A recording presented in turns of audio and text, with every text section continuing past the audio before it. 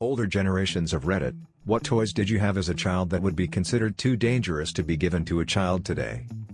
Not a toy, but playgrounds were plunked down onto asphalt and concrete. With metal slides that cause third-degree burns on hot summer days. A chemistry set. My brother and I were totally unsupervised and never followed the instructions. We just mixed chemicals together at random to see what would happen. I remember one combination turned into this really smelly black foam-like substance. My dad and his brothers didn't have a chemistry set. But their father did let them play with mercury in his workshop. They also taught themselves to make zip guns, I think they were called. Basically, guns crafted from parts like car antennas. I have a crayon melter that melts crayons and lets you pour it into molds so you could make your own crayons and rings. Turns out production stopped because of a failure to stop the heater from being turned on if the lid was opened.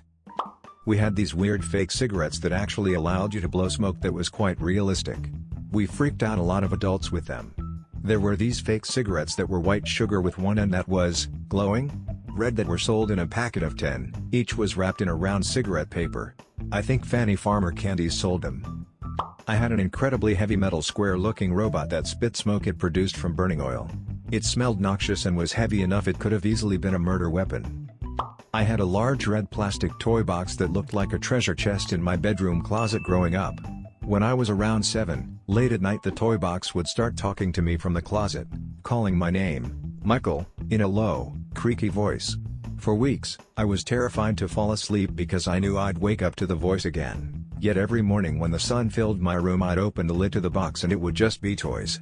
Like it should be. Finally, I was able to convince my mom that I wasn't making it up, and got her to sleep in my room that night with me, and shortly thereafter she woke me up with Michael, wake up, I hear it. Long story short, we discovered it was my talking kit with very low batteries, talking away in slow motion by itself. I don't know if those should be illegal, but I definitely feel like the experience damaged me. In the late 90s, my elementary school had a metal slide about 15 feet tall. The ladder to climb up, and the railing around the 1-foot-wide platform at the top were made of skinny metal tubing that got slick AF when it was wet. The sides of the slide were about 6 inches tall, super easy to just go over the edge. Several kids fell or were pushed off over the years when I was there. One boy had to be hospitalized not once, not twice, but 3 times after jumping off it. Around 2001 the school tore it down and replaced it with an extremely lame plastic slide about 8 feet tall, with sides about 1 foot tall. Oh, and I have a children's science textbook from the 1930s that describes all sorts of experiments with electricity kids can do with the power outlets in their home. What could go wrong? Playground equipment like seesaws, merry-go-round, and metal slides.